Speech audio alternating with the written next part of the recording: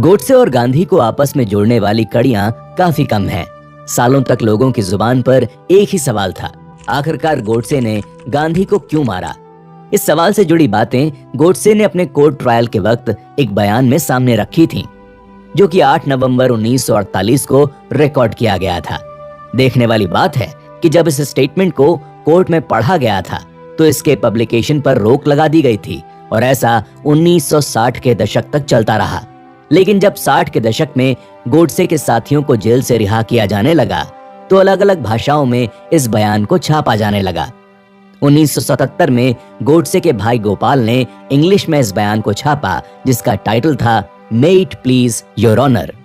हालांकि इसी पब्लिकेशन को एक नए सिरे से 1993 में सामने लाया गया, जिसका टाइटल काफी हिलाने वाला था, why I assassinated Mahatma Gandhi. जिस किताब की हम चर्चा कर रहे हैं उसके आने से पहले कभी भी गोडसे की स्पीच का जिक्र पब्लिक में ठीक तरह से नहीं किया गया था। यहाँ तक कि हिंदू महासभा और आरएसएस ने खुद भी इस स्पीच को नहीं छापा। उनके पास बस उस दिन की छाप है जब गोडसे ने असल में कोर्ट रूम में अपना पक्ष पेश किया था। लेकिन गोडसे ने आखिरकार अपनी स्पीच में क्या कहा था, जिसके चलते जस्टिस गोपाल दास खोसला अपनी किताब मर्डर ऑफ द महात्मा में जिक्र करते हुए कहते हैं कि गोडसे के बयान के बाद कोर्ट में शांति सी छा गई थी और लोगों की आंखों में आंसू थे। गोडसे की स्टेटमेंट का पहला पार्ट उस ट्रायल में उसकी पोजीशन को एस्टैब्लिश करता है। उन्होंने इस हत्याकांड में एकमात्र दोषी खुद को बताया था और इस बात से इनकार किया था कि यह किसी तरह की साजिश थी। इसके बाद वो बताते हैं कि इस हत्याकांड के प्लान के बारे में उनके अलावा किसी को कुछ भी नहीं पता था और हत्या का वेपन भी उन्होंने खुद ही दिल्ली से खरीदा था। लेकिन ये पार्ट झूठ साबित हो गया था, क्योंकि गोडसे और इस केस के बाकी दोषियों को साथ में कई बार कई जगहों पर देखा गया था। इस स्टेटमेंट का दूसरा पार्ट गांधी और उनकी पॉलिटिक्स के बारे में था। गोडसे का कहना था कि उन्होंने गांधी की पॉलिसीज की वजह से उन्हें खत्म करने का फैसला लिया था। लेकिन वो कौन सी पॉलिसीज की बात कर रहे थे?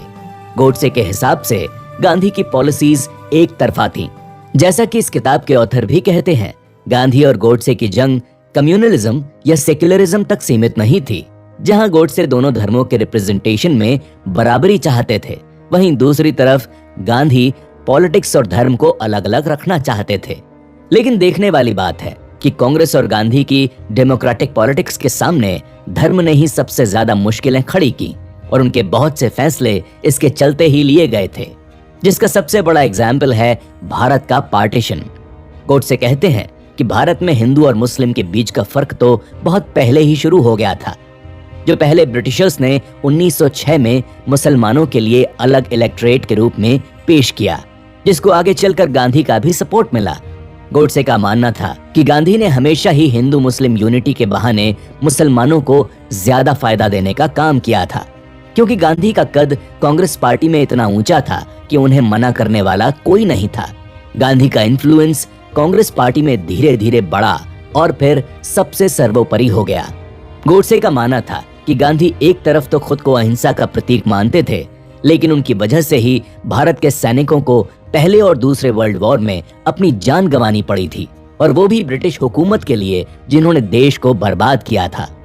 वो कहते हैं कि 1919 तक गांधी को पता लग गया था कि मुसलमानों का भरोसा जीतने के लिए उन्हें उनके फायदे की पॉलिसीज को सपोर्ट करना जरूरी था।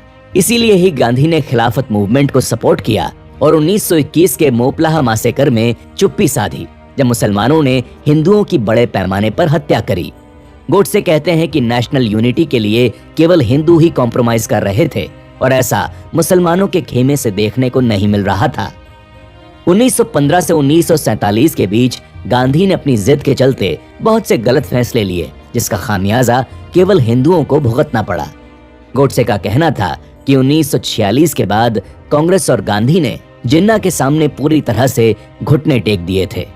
अपने नेशनलिज्म और सोशलिज्म के बाद भी कांग्रेस ने भारत के 1/3 हिस्से को भारत के लोगों से अलग कर दिया और इस केस में भी हिंदुओं को बड़े स्केल पर पाकिस्तान से बाहर निकाला गया और उनकी कम्युनल लाइंस पर हत्या करी गई। गांधी ने पाकिस्तान सरकार की इस बेरहमी पर एक शब्द नहीं बोला। गोडसे कहते हैं कि एक ऐसे लीडर के हाथ में भारत की किस्मत को छोड़ना केवल बर्बादी को दावत देना था। गांधी के बाद भारत की पॉलिटिक्स को एक नई उम्मीद मिल सकती है और वो अपने फैसलों में ज्यादा प्रैक्टिकल हो सकते हैं, जिससे इस देश के लोगों का भला हो। वो लास्ट में कहते हैं कि मुझे पता है कि मेरा फ्यूचर पूरी तरह से खत्म हो चुका है और मैं दया की उम्मीद नहीं रखता। मैंने गांधी जी पर सबके सामने गोली चलाई थी और उसके बाद भागने की भी कोशिश नहीं करी। मैं अपने विचारों को एक ओपन कोर्ट में पेश करना चाहता था और मुझे यकीन है कि इतिहास के साथ ईमानदारी से खड़े रहने वाले लोग मेरी कहानी पूरी दुनिया को सही ढंग से बताएंगे।